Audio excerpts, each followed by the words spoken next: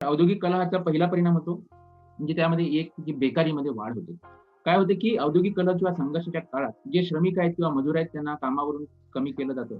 जे लोकं संप करतात किंवा मोर्चे काढतात, अशा व्यक्तीला मालक वर्ग कामावरून कमी करण्याचा प्रयत्न करतो आणि मग अशा लोकांवर बेकारीची पाळी निर्माण होते किंवा बेकारीची परिस्थिती निर्माण झाल्याचे आपल्याला दिसून येते.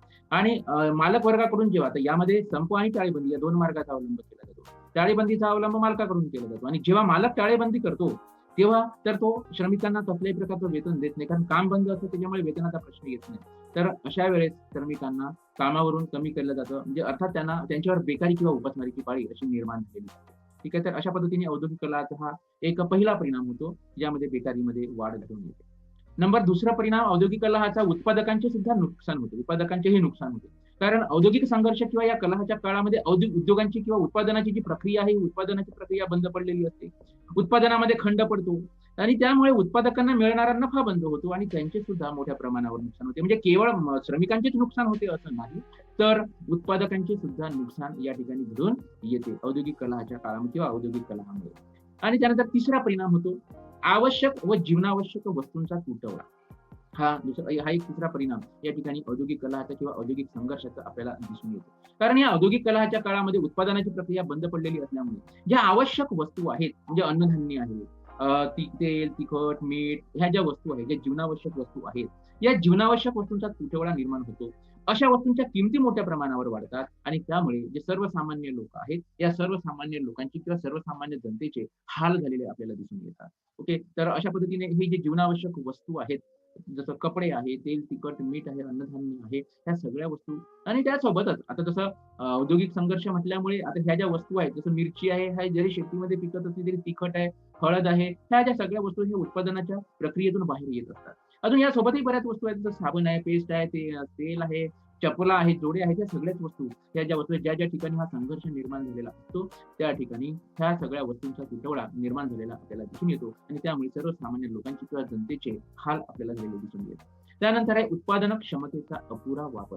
आता भांडवलदारांनी मोठ्या प्रमाणावर गुंतवणूक केलेली असते. मोठे-मोठे कारखाने, बिल्डिंग, इमारती त्या ठिकाणी हे जे सर्व गुंतवणूक केलेली असते आणि ह्या सगळ्या गोष्टी बंद पडून असतात. कारण संप किंवा टाळेबंदीच्या काळामध्ये उत्पादनाची प्रक्रियाच बंद पडलेली असते. तर त्यामुळे ही जी गुंतवणूक केलेली साधने आहेत, ही साधने जशीच्या तशीच पडून असतात. त्यांना कोणताही काम नसतो आणि त्यामुळे या गुंतवणुकीचा जो मोबदला प्राप्त व्हायला पाहिजे, हा मोबदला प्राप्त होत नाही. ही जर संप आणि टाळेबंदी जर का अशीच पुन्हा मोठ्या प्रमाणावर सुरू राहिली, ती जर का जास्त दिवस सुरू राहिली, तर गुंतवणुकीची जी कार्यक्षमता आहे ती सुद्धा कमी होते. कारण आपल्याला माहिती आहे कोणत्याही वस्तूची असते ती लाईफ जी आहे ती कमी होत असते. हे कारखाने आहेत, लोखंड, पोलाद या ठिकाणी त्यांचा वापर झालेला असतो. हे जर का तसेच बंद पडून असले तर ते गंजून जातात, गंजून खराबही होतात. साधी गोष्ट एखादी गाडी जर का आपण घेतली आणि घरी आणून ठेवून दिली आणि ती जर का पडलेली असली, ती जर का चालू जरी केली नाही तर त्यातले एक-एक भाग खराब होतात. त्यामुळे ह्या ज्या वस्तू आहेत ह्या चालू असणं आवश्यक आहे. परंतु या संप आणि टाळेबंदीच्या काळामध्ये ह्या चालू राहत नाही. त्यामुळे त्यांची कार्यक्षमता कमी होते आणि त्या कार्यक्षमतेचा जेवढा वापर व्हायला पाहिजे तेवढा वापर या ठिकाणी झालेला आपल्याला दिसून येत नाही. त्यानंतर उत्पादनामध्ये घट होती. साधी सरळ गोष्ट आहे, की मालक आणि मजूर यांच्यामध्ये जो संघर्ष होतो, त्यांच्यामध्ये जो वितुष्ट निर्माण होतो, यामुळे श्रमिकांना असं वाटतं, की मालकाचं जितकं नुकसान करता येईल तितकं करावं. म्हणजे श्रमिक जे आहेत ते आपल्या पूर्ण कार्यक्षमतेने काम करत नाही. कामामध्ये चालढकलपणा करतात. मालकाचं नुकसान कसं होईल या दृष्टीने ते प्रयत्न करतात आणि त्यामुळे उत्पादनामध्ये घट झालेली आपल्याला दिसून येते. आता ही उत्पादनात घट म्हणजे फक्त त्या मालकाचीच असते असं नाही. तर या घटीमुळे राष्ट्रीय उत्पादन सुद्धा कमी झालेलं दिसून येते आणि या उत्पादनामध्ये झालेला घटीचा विपरीत परिणाम आर्थिक विकासावरही आपल्याला झालेला दिसून येतो. तर आर्थिक विकासावरही त्याचा विपरीत परिणाम आपल्याला झालेला दिसून येतो. अशा पद्धतीने हे एक परिणाम या औद्योगिक कलहाचे आपल्याला सांगता येतात. ओके. त्यानंतर आहे उपासमारी. बेकारी आणि उपासमारीची पण पाळी येते. संप आणि टाळेबंदीच्या काळामध्ये श्रमिकांना त्यांचे वेतन आणि भत्ते दिले जात नाही. अगोदरच त्यांचे उत्पन्न कमी असते. त्यामुळे ते हालाकीचे जीवन जगत असतात आणि अशाही परिस्थितीमध्ये जेव्हा त्यांना वेतन आणि मजुरी मिळत नाही, तर त्यांच्यावर उपासमारीची पाळी आलेली आपल्याला दिसून येते. खायला पोटभर मिळत नाही. हे गरीब लोकं असतात. त्यांना अगोदरच तसं वेतन वगैरे कमी असल्यामुळे त्यांना असं काही पौष्टिक आहार वगैरे त्यांना मिळत नाही आणि या औद्योगिक कलहामुळे तर त्यांच्यावर उपाशी राहण्याची पाळी निर्माण झालेली आपल्याला दिसून येते. तर हाही एक परिणाम या औद्योगिक कलहाचा किंवा संघर्षाचा आपल्याला सांगता येतो. त्यानंतरचा आहे ग्राहकांचे सुद्धा मोठ्या प्रमाणावर नुकसान होते. ग्राहकांचे पण नुकसान होते. कारण औद्योगिक संघर्षाचा परिणाम ग्राहकांवर होतो. या संघर्षामुळे उत्पादन कार्य बंद झालेले असते. जीवनावश्यक वस्तूंचा पुरवठा कमी होतो. सर्वात महत्त्वाची गोष्ट म्हणजे जीवनावश्यक वस्तूंचा तुटवडा निर्माण होतो. त्यांचा पुरवठा कमी होतो आणि अशा वस्तूंच्या किमती मग मोठ्या प्रमाणावर वाढू लागतात. कारण ज्या लोकांकडे स्टॉक असतो थोडाफार ते जास्त किमतीला ते विकतात आणि ग्राहकांना मग त्यासाठी जास्त पैसा मोजावा लागतो. म्हणजे जे मध्यमवर्गीय सर्वसामान्य लोक आहेत, जे ग्राहक आहेत, त्यांना या गोष्टीचा भुर्दंड सोसावा लागतो किंवा त्यांच्यावर हा भुर्दंड पडतो. ओके. तर अशा पद्धतीने ग्राहकांचे सुद्धा नुकसान झालेले आपल्याला दिसून येते. त्यानंतर आहे सामाजिक वातावरण दूषित होते. या औद्योगिक कलहामुळे मालक आणि मजूर यांच्यात सतत वादविवाद होत असल्यामुळे त्यांच्यातील संबंध तर ते बिघडतच असतात. परंतु त्यासोबतच श्रमिकांवर आलेली उपासमारी, बेकारी हे जे कारण आहेत, या इत्यादी कारणांमुळे समाजामध्ये लूटमार, जाळपोळ इत्यादी घटना सुद्धा घडू लागतात. कारण त्यांच्या हातात पैसा नसतो, उत्पन्न नसतात, बेकारी असते, उपासमारी आलेली असते. हे आता वरच्या मुद्द्यामध्ये आपण पाहिलेलं आहे. मग अशा वेळेस चोरी, लूटमार, दरोडेखोरी हे प्रमाण मोठ्या प्रमाणावर वाढू लागतात आणि श्रमिक आणि मालक हे एकमेकांचे परस्पर शत्रू समजले जातात. यासोबत समाजातही त्यांचे विरुद्ध पडसाद उमटलेले आपल्याला दिसून येतात. ओके. तर अशा पद्धतीने सामाजिक वातावरणही दूषित होते. म्हणजे केवळ फक्त उद्योगांनी हा जो संघर्ष आहे, हा मालक आणि मजूर यांच्या पुरताच तो मर्यादित राहत नाही, तर हे संपूर्ण सामाजिक व्यवस्था त्यामुळे ढवळून निघते. त्यानंतरचा परिणाम आहे राष्ट्रीय उत्पन्नामध्ये सुद्धा घट झालेली आपल्याला दिसून येते. राष्ट्रीय उत्पन्न कमी होते. सातत्याने होत असलेले हे जे औद्योगिक संघर्ष आहे त्यामुळे उत्पादनात घट होते, बेकारीतही वाढ होते आणि त्याचा विपरीत परिणाम श्रमिकांच्या कार्यक्षमतेवर होतो. म्हणजे नंतरच्याही काळामध्ये या लोकांना अशी सवय होऊन जाते, की आता काम करायचं नाही. काहीतरी भलतेच कामं करत बसायची. त्यामुळे त्यांची कार्यक्षमताही कमी झालेली असते. औद्योगिक उत्पादनासोबतच इतर वस्तूंच्या उत्पादनात सुद्धा घट होते आणि त्यामुळे राष्ट्रीय उत्पन्न सुद्धा कमी झालेले आपल्याला दिसून येते. म्हणजे आता जसं औद्योगिक म्हणजे जसं आता आपण पाहिलं, की जसं मिरची पावडर आहे. मिरची पावडर आता समजा तयार झालं नाही, तर ह्या मिरची जी तयार झालेली आहे शेतकऱ्यांकडे ती पडून राहील. साखर जर तयार झाली नाही, तर ऊस पडून राहील आणि हे शेवटी यांच्याकडचा हा माल खराब होतो. ते घ्यायला कोणी तयार नाही कारण प्रोडक्शन तिकडे कारखाने बंद आहेत. तर शेतकऱ्यांचा जो कच्चा माल हे जे उत्पादन घेत असतात, हा कच्चा माल पडून राहतो आणि शेवटी तो पण खराब होतो. म्हणजे उद्योगधंदे जर बंद असले, तर फक्त उद्योगांवरच त्याचा विपरीत परिणाम होतो असं नाही. तर त्याचा परिणाम शेती क्षेत्र, सेवा क्षेत्र या सगळ्यांवरच झालेला आपल्याला दिसून येतो. त्यामुळे जे राष्ट्रीय उत्पन्न आहे, त्या राष्ट्रीय उत्पन्नातही घट झालेली आपल्याला दिसून येते. कारण कारखान्यामध्ये माल तयार झाला नाही, तर ट्रक चालणार नाही, वाहतूक बंद राहील, माल इथपर्यंत पोहोचणारे जे लोक आहेत, ज्यांना तो व्यवसाय मिळतो, त्यांनाही काम मिळणार नाही आणि त्यामुळे त्यांचेही उत्पन्न कमी झालेले असतात आणि अशा पद्धतीने एकूण राष्ट्रीय उत्पन्न कमी झालेले असतात. हे सर्वांचेच उत्पन्न कमी झालेले आपल्याला दिसून येतात. तर त्यामुळे या औद्योगिक कलहामुळे राष्ट्रीय उत्पन्न कमी होते, हा एक परिणाम आपल्याला दिसून येतो. त्यानंतर याचा आहे एक परिणाम सार्वजनिक शांतता धोक्यात येते. औद्योगिक कलह हा केवळ श्रमिक आणि मजूर यांच्यापुरताच मर्यादित राहतो असं नाही, तर सार्वजनिक शांततेला सुद्धा धोका निर्माण होण्याची शक्यता या औद्योगिक कलहामुळे निर्माण होते. जे आंदोलनकर्ते आहेत, मग आता आंदोलनकर्ते विशेषतः मालक लोक नाही, पण जे संप किंवा आंदोलनाचा जो पवित्रा घेतात, मजूर वर्ग, श्रमिक वर्ग हे रस्त्यावर उतरतात. रस्ते रोको, मग रेल रोको हे या ठिकाणी दिसत आहेत आपल्याला सगळे. अशा पद्धतीचा या मार्गाचा ते अवलंब करतात, ठिय्या आंदोलनं करतात आणि त्यामुळे सार्वजनिक शांततेला सुद्धा धोका निर्माण झालेला आपल्याला दिसून येतो. ओके. म्हणजे केवळ ते फक्त त्यांच्या स्वतःच्या पुरतेच मालक लोकं ऐकत नाही म्हणून फक्त मालकाच्या विरोधात करतात असं नाही, तर ते रस्त्यावर उतरतात. सार्वजनिक शांततेला सुद्धा धोका निर्माण करतात. गाड्या थांबवतील, रस्ते बंद करतील, चक्काजाम करतील, रेल्वे थांबवतील आणि त्यामुळे दुसरे जे लोक आहेत, ज्यांना वाहतूक करायची आहे, ज्यांना इकडून तिकडे जायचं आहे, यायचं आहे, त्या लोकांना सुद्धा या अडचणी सहन कराव्या लागतात. म्हणजे सार्वजनिक शांतता सुद्धा धोक्यात येते. म्हणजे मग सगळे लोक म्हणजे बाकीचे इतर लोक सुद्धा यांच्या विरोधामध्ये बोलायला सुरुवात करतात. मालकाच्या पण विरोधात आणि मजुरांच्या पण विरोधात. आता हे शेतकरी संघटना आहे, त्यांच्या मागण्या घेऊन ते दिल्लीला पोहोचलेले आहेत सगळेजण आपल्याला माहिती आहे. ओके. आतापर्यंत सुरुवातीला म्हणजे फक्त कोणाचं बरोबर आहे, कोणाचं चूक आहे, पण लोकं आता कंटाळत आहेत. जे बरोबर आहे म्हणजे आता शेतकऱ्यांचं बरोबर आहे, की सरकारचं बरोबर आहे, काय आहे, पण ह्या गोष्टी आता बंद व्हायला पाहिजे, थांबायला पाहिजे. खूप झालंय आता. आहे ना? तर असं आता लोकांना हे वाटत आहे. जे काही होईल, पण जे व्हायला पाहिजे. एकदा तर त्याचं निरासन या समस्येचं व्हायला पाहिजे. अशा याच्यामध्ये सगळे आलेले आहेत. कारण सगळ्यांवरच म्हणजे जरी तो दिल्लीमध्ये होत असला, तरी दिल्लीमध्ये जरी ते आंदोलन होत असले, तरी दिल्लीवरून येणाऱ्या गाड्या बंद आहेत. इकडनं तिकडे जाणारा कच्चा माल बंद आहे. ह्या सगळ्या ज्या वाहतुकी आहेत, त्या सगळ्या बंद पडलेल्या आहेत आणि ह्या सगळ्यामुळे सार्वजनिक शांतता सुद्धा धोक्यात आल्याची आपल्याला दिसून येते.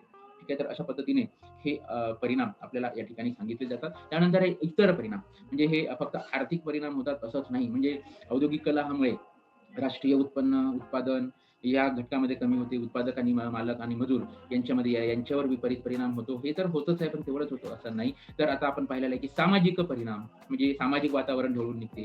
सांस्कृतिक क्षेत्रावर विपरीत परिणाम होतो. आपली संस्कृती बिघडते. लूटमार, दरोडेखोरी या गोष्टी मोठ्या प्रमाणावर वाढतात. शैक्षणिक क्षेत्रावर सुद्धा त्याचा विपरीत परिणाम घडून येतो. शाळा बंद होतात, कॉलेज, महाविद्यालय बंद होतात, शिक्षण क्षेत्र बंद करावं लागतं, आहे ना? तर अशा पद्धतीने ह्या सगळ्या गोष्टींवरच या औद्योगिक कलहाचा परिणाम होतो. एकंदरीत विचार करता आपल्याला असं म्हणता येते, की हा केवळ औद्योगिक कलह हा केवळ उद्योग क्षेत्रापुरताच म्हणजे भांडवलदार आणि मजूर यांच्या पुरताच मर्यादित राहतो असं नाही. तर तर याचा परिणाम हा संपूर्ण अर्थव्यवस्थेला भोगावा लागतो. संपूर्ण अर्थव्यवस्थेवर त्याचे विपरीत परिणाम झालेले आपल्याला दिसून येतात. ठीक आहे. तर अशा पद्धतीने हे औद्योगिक कलहाचे परिणाम आपल्याला सांगता येतात. तर या औद्योगिक कलह तर या औद्योगिक संघर्षावरील उपाययोजनांचा अभ्यास आपण यापूर्वी केलेला आहे. ओके. हे पाहिलेलं आहे आपण, वैशिष्ट्ये पाहिली होती आणि त्यांचा हा जो उपाययोजना जे काही करायचं त्याचा पण अभ्यास आपण केला होता. हे आपण फास्टमध्ये घेऊन टाकू. तर एक म्हटलं आहे, की धोरणाची प्रभावी अंमलबजावणी झाली पाहिजे. त्यानंतर बोनस मंडळ स्थापन केलं जातं. त्रिपक्ष समिती, कायम स्वरूपाचे नियम, व्यवस्थापनात कामगारांना भागीदारी, शिस्त पालनाचे नियम, मालक मजूर समित्या ह्या इथपर्यंतचा भाग या औद्योगिक संघर्षावर आपण पाहिला होता. त्यानंतर कामगार कल्याण कायदे हे औद्योगिक संघर्षावर निर्माण झालेलं ज्या समस्या आहेत, त्या समस्याचं निराकरण करण्यासाठी जे वेगवेगळे कायदे, कामगार कल्याण कायदे जे काही करण्यात आले, या कायद्यांचा अभ्यास आपण या ठिकाणी आता करूया.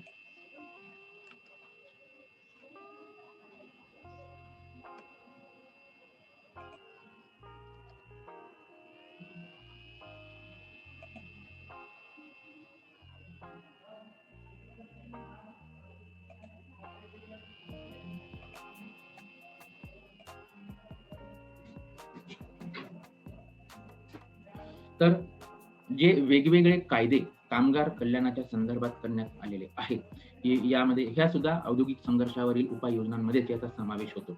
त्यामध्ये पहिला आहे फॅक्टरी ॲक्ट. 1948 मध्येच हा फॅक्टरी ॲक्ट निर्माण झालेला आहे.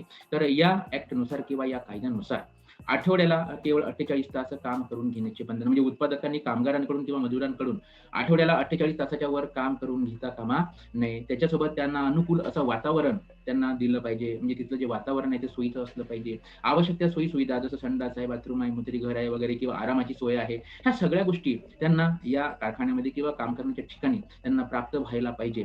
जर त्या कारखान्यामध्ये किंवा उद्योगामध्ये 250 च्या वर कामगार असतील, तर त्यांच्यासाठी एक कॅन्टीन असायला पाहिजे. म्हणजे नाश्त्याची सोय, चहा, नाश्त्याची सोय त्या ठिकाणी स्वतः त्या ठिकाणी असायला पाहिजे. 500 च्या वर जर कामगार असतील त्या उद्योगामध्ये, तर एक कल्याण अधिकारी असला पाहिजे. म्हणजे या कल्याण अधिकारी हा या दोघांमध्ये संगनमत साधण्याचं काम करतो. कामगार लोक जर काही त्यांना अडचणी असतील तर त्या अधिकाऱ्याला सांगतात, मग ते मालकाला सांगतात आणि मग त्यांच्यामध्ये हे दूर करण्याचा प्रयत्न केला जातो.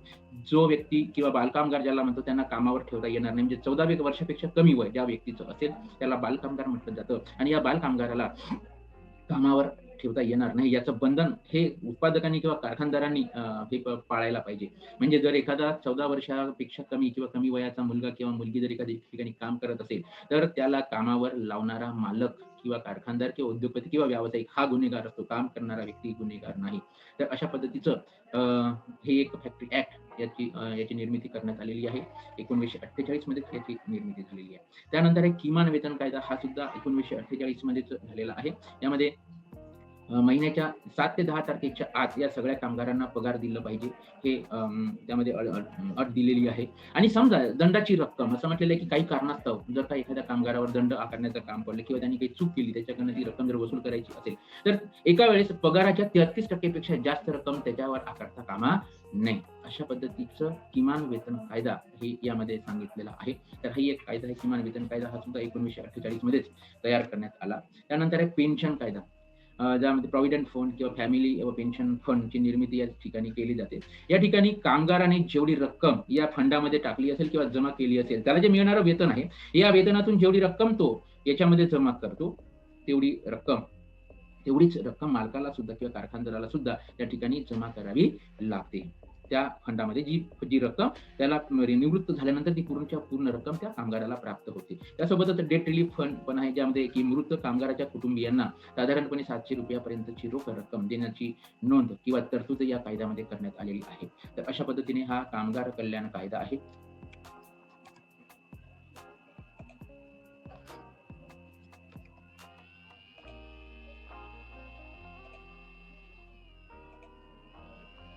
कामगार कल्याणाचा हा पेन्शन कायदा आहे. त्यानंतर आहे पेमेंट ऑफ ग्रॅच्युइटी ॲक्ट. या कायद्यानुसार दरवर्षी पूर्ण वर्षासाठी 15 दिवसांचा पगार ग्रॅच्युइटी म्हणून कामगाराला दिला पाहिजे किंवा मिळतो. हा कारखानदारांनी किंवा कोणत्याही त्या उत्पादकांनी, व्यावसायिकांनी त्यांना देणं बंधनकारक आहे. हा 1972 चा कायदा आहे. पेमेंट ऑफ ग्रॅच्युइटी पूर्ण वर्षासाठी किंवा दरवर्षी 15 दिवसाचा पगार.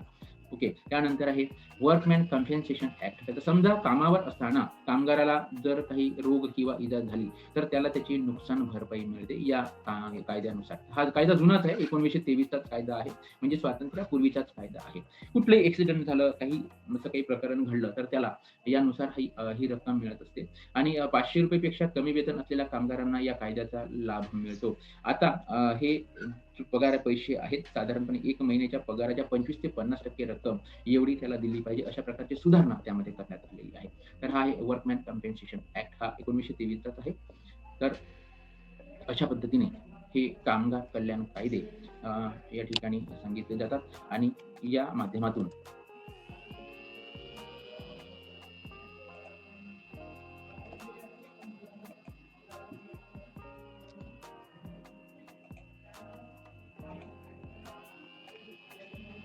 कामगारांच्या कामात कशी सुधारणा होईल त्या पद्धतीने किंवा औद्योगिक संघर्ष किंवा औद्योगिक कलह घडून येणार नाही या दृष्टीने हे प्रयत्न केले जातात. ठीक आहे. तर अशा पद्धतीने हे कामगार कल्याण कायदे आणि कामगार कामगार चळवळ किंवा काय म्हणतात त्याला कामगार संघटना, हे ज्या गोष्टी आहेत,